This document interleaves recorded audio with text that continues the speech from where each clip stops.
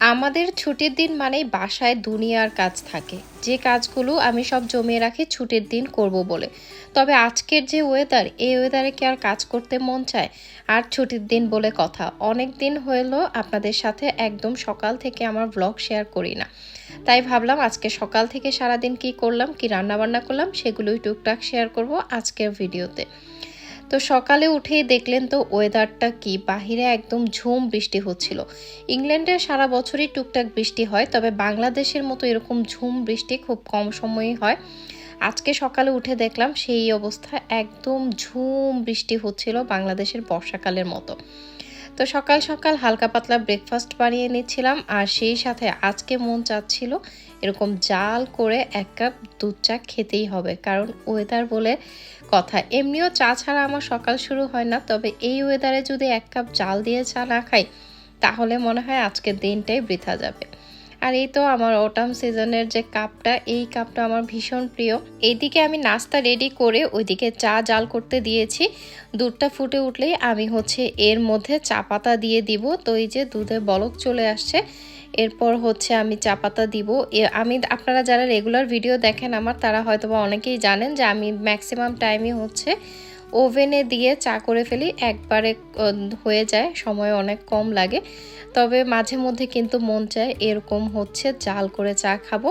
আর এই দেখেন বাহিরের অবস্থা কি যে সুন্দর, ছমছমে বৃষ্টির আওয়াজ পাচ্ছিলাম, খুবই ভালো লাগছিল। যদি পারতাম একটু ভিজতে, তবে এই বৃষ্টির পানি অনেক বেশি ঠান্ডা, এখানে ভিজতে গেলেই একদম জ্বর নিয়ে ঘরে ফিরতে হবে, যে কারণে আসলে আমার আর সাহস হয়নি, আর আপনাদের ভাইয়াও না করছিল।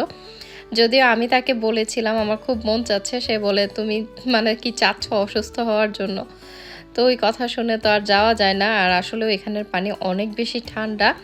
আর এই তো আমার চাটা খুব সুন্দরভাবে বলক চলে আসছে, আমি এখন নিয়ে নিলাম। এর মধ্যে কিন্তু আমাদের নাস্তা করাও হয়ে গিয়েছে। আর এই তো আপনাদের ভাইয়ার হাতের যে মাখানোর তরকারিটা, সেটা আজকে করছিলাম।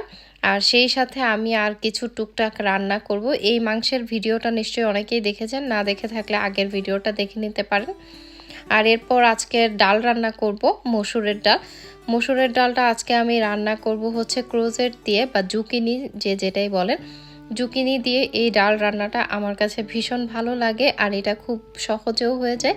লাউ ডাল রান্না করলে যেরকম না, ঠিক একই রকম টেস্ট হয় জুকিনি দিয়ে এই ডালটা রান্না করলে। তো ডালটা আমি সেদ্ধ করে নিয়েছি, সাথে জুকিনিগুলো। এখন ডালটা বাগার দেওয়ার পালা। আমি সবসময় ডাল বাগারে শুকনা মরিচ দেই, এতে করে আমার কাছে ভালো লাগে, শুকনা মরিচের খুব সুন্দর একটা ঘ্রাণ পাওয়া যায়। আর যেহেতু আজকে লাউ দিয়ে ডাল রান্না করতেছি, মানে জুকিনি দিয়ে ডাল রান্না করতেছি, তাই বাগারের মধ্যে কিন্তু আমি একটা জিনিস অ্যাড করব, যেটা দিলে কিন্তু খেতে অনেক বেশি ভালো লাগে। আর এখানে এই যে পেঁয়াজ রসুনগুলো বাগারের জন্য আমি ভেজে নিচ্ছি। আমি একটু গাঢ় করে ভেজে নেব, কারণ আমি ডালের বাগারটা একটু গাঢ়ই পছন্দ করি। তো এরপর যে জিনিসটা অ্যাড করব সেটা আমি আপনাদের সাথে খুব শীঘ্রই দেখাচ্ছি।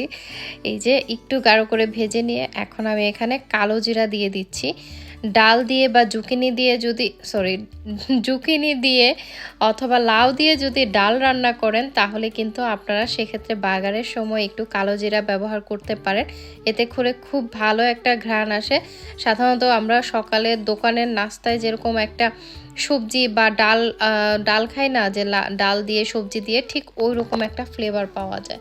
তো এই তো বাগারটা আমি ডালের সাথে মিক্স করে নিচ্ছি। আর এই ডালটা আপনারা যদি কখনো না খেয়ে থাকেন, এভাবে করে একবার রান্না করে খেয়ে দেখবেন, আমি আশা করি অনেক বেশি ভালো লাগবে যদি এভাবে করে খান। আর এরপর হঠাৎ করে মন ছিল যে একটু টমেটো ভর্তা করে ফেলি। জাস্ট আমি একটা টমেটো নিয়ে এখানে ভর্তা করছি, আর এই টমেটোটা বেশ বড় সাইজেরও ছিল। তো এর সাথে আমি দুইটা রসুন আর শুকনা মরিচও ভেজে নিয়েছি, মানে আমি এখানে কোনো তেল দিইনি, এমনি একটা প্যানের মধ্যে দিয়ে এগুলোকে যেরকম একটু পোড়া পোড়া করে ভেজে নিয়েছি। আর এরপর টমেটোর যে উপরের খোসাটা আছে সেটা আমি আলাদা করে ফেলে দিচ্ছি। এরপর এটাকে ভর্তা বানাবো। এখানে কোনো পেঁয়াজ দিইনি, আমি শুধু শুকনা মরিচ আর রসুন দিয়ে রসুনগুলোকে এই যে এরকম পোড়া পোড়া করে নিয়েছি। এই ভর্তাটা খেতে অনেক ভালো লাগে, আর পোড়া পোড়া করার কারণে না খুব ভালো লাগে ঘ্রাণটা। তো এগুলোকে আমি একসাথে মিক্স করে নিচ্ছি। তো এই ভর্তাটা খুবই সহজ, কিন্তু দেখা যায় যে আলসেমির জন্য করা হয় না। এটা করতে কিন্তু খুব বেশি একটা সময় লাগে না। তো এরপর আমি এটাকে সব কিছুকে মিক্স করে নিয়েছি, আর সাথে কিন্তু একটু সরিষার তেলও দিয়েছিলাম। এরকম একটা ভর্তা খেতে আর হচ্ছে যদি ডাল থাকে তাহলে আজকের মতো ওয়েদারে আর কি লাগে বলেন? সেই সাথে তো হাতে মাখা মাংস আছেই।